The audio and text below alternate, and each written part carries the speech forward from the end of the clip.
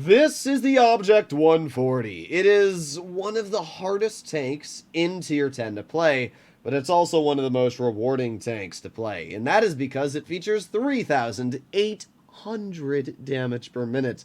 That is insane. It also features incredible dispersion, fantastic on-movement dispersion, great aiming time, and fantastic mobility, plus light tank levels of camouflage. When you pair all these things together, it's just an amazing tank, but it does come with some downsides and big caveats. The major caveat is the fact that this tank has very little armor, and it has very little gun depression. And when you pair those things together, plus a small alpha damage, it's very tricky to drive this tank, because if you're going up against any hull down style mediums, you're already in the disadvantage for most situations. An M60 or an M48 Patton, E50M, really any hull down medium is going to give you trouble, because not only do they have more alpha damage than you, but they're going to butter through your entire armor profile. So the best way to play this tank is literally like a light. Wait for your opponents to make mistakes, farm them for it, drive away, reset your camo, and come back. That's the best way to do it. So we're going to see if I can do that for you. And we are on Castilla. Up against us, we have 3 tank destroyers. A 183, another 183, and an E3. Mediums, they have an AMX-30B and a T-62A. They also have a concept. And yeah, the concept can be a very, very strong vehicle to fight. All right, well, let's see. Castilla is an alright map for... I'll put it like this. I'd rather be in a medium on Castilla than a heavy. And if I am in a heavy on Castilla, the E6, Stritzvon, or Concept are really the only ones that I want to be in, as the other vehicles are...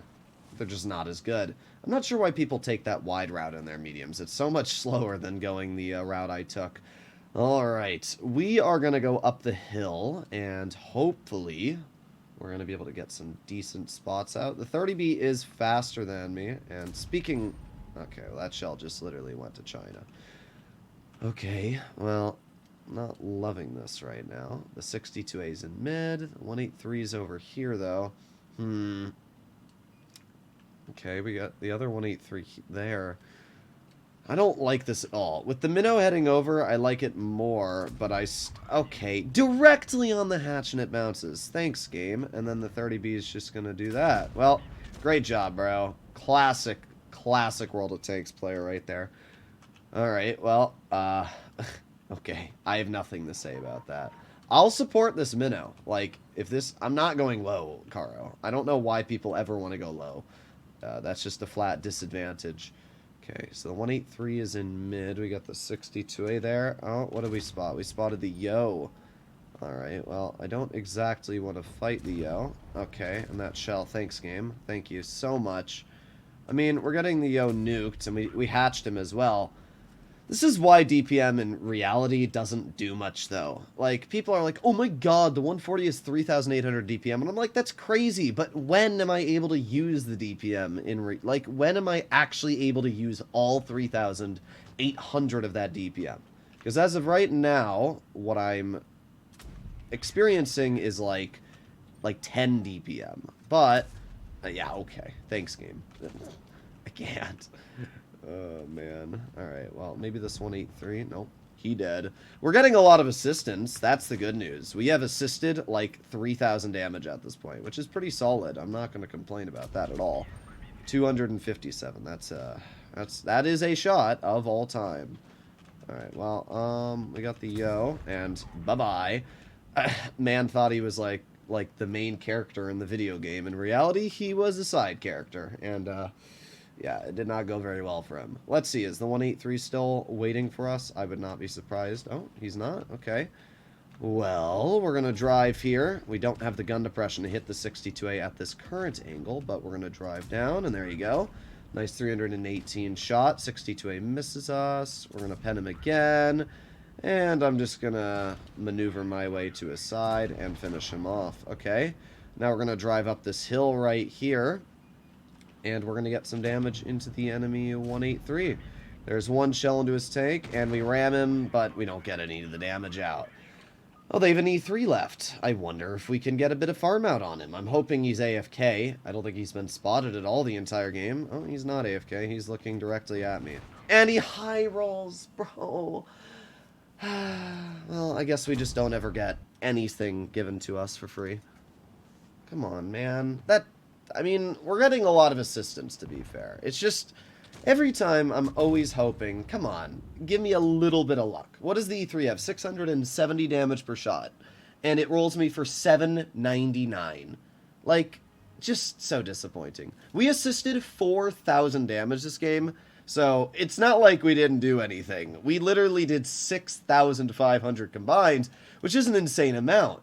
But you can definitely see why I personally don't love the 140. The tank just doesn't feel flexible. And flexibility is the #1 key in doing well. Like, there are certain games when you'll drive this vehicle, and you will probably be able to farm 6,000 damage like no tomorrow. But then there's games like that, where everything just doesn't want to work with you. You bounce the hatch of a 30B, you don't have any gun depression to shoot the enemy vehicles, so you have to go wide. I don't know. Like, it's a fun tank, but it's always a vehicle that just gets me annoyed because you just don't do much in a lot of games. As I said, 3,800 DPM is incredible, but how many times are you actually able to use that damage per minute? How many times could I have driven a 30B or a Leopard with gun depression, more mobility, and been able to deal more damage with the higher alpha and with the more gun depression, you know, be more flexible without the drawback of you know, this tank's downsides. But enough complaining. Let's see if we can maybe bring it back in a second game. We spotted the concept, and he drove a little too high, but our shell did not want to cooperate at all with us. The problem with this tank is it's still a Soviet medium, and that means it doesn't matter how much dispersion it has, how good it is, its shells are still going to be a little troll. Okay, well, we got the waffle off to the side, and yeah, I did not think that player would be running Spall, and he's not. Oh, there you go. That's some pretty nasty nukes on the enemy waffle. Oh, yeah. Now that is where you are able to use the DPM. And when it works, I mean, look at that. That's insane. We just took a full health waffle and nuked him. Oh, and we're getting rushed by a 4202 now. We have more DPM than the enemy 4202, but it's not a question of if we have... Oh, well, he's bad. There you go. We're just going to keep penning him right through the upper plate there. We're just gonna stay right here. He tries to hesh me, messes it up. I'm gonna make sure that we aren't in a weakness area. I'm gonna over angle it on the side. Yep, there you go. Messes up the hesh again. Crazy, bro. Crazy.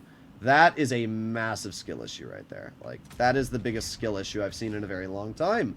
Alright, well, you know what? I guess I have to eat my words. I said, when are you ever going to be able to use the 3,800 DPM? And then we proceeded to use it. All of it, in fact. And, wow, did we farm like crazy. Well, we got the concept. He pens me, but don't think it's going to matter as we have way, way faster of a reload than his tank. The thing I'm worried about right now is the enemy 183. No clue where he is, and that's obviously a pretty big threat. But I also notice that at this point I have 4 kills, which is all of the tanks on the enemy team so far. I wonder if we could pick up 7 kills on this game. Come on, E5. Keep backing up. Keep backing up. Come on.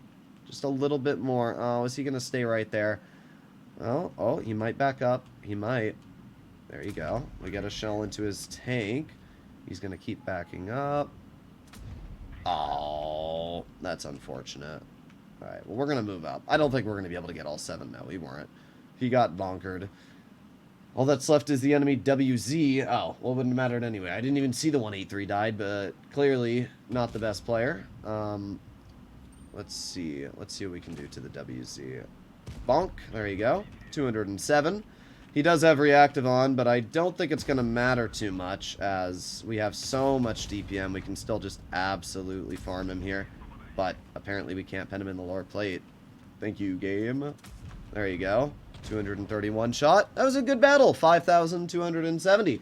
Literally verbatim what I just said before. There will be games in this tank when you're not able to do anything, where you deal 2,000 because you're not able to work gun depression, you're not able to fight the enemy mediums.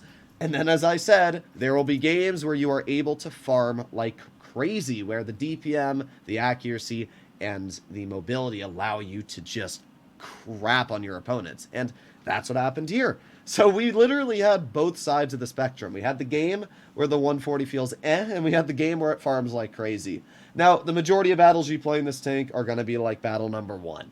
The occasional game will be like game number 2. But man, does it feel nice when you're able to farm. This is an incredible tank, and I really like it. It's just not my personal cup of tea. I think the 907 is just a better 140. It has better power to weight ratio. It's got similar levels of DPM for what it is, and the tank hits harder. It's got much, much better mechanics because it features tracer shells. I just like the 907 better. Plus, it has turret armor, which this tank doesn't. So let me know in the comments what you guys think, and I'll see you all in the next one. Bye-bye.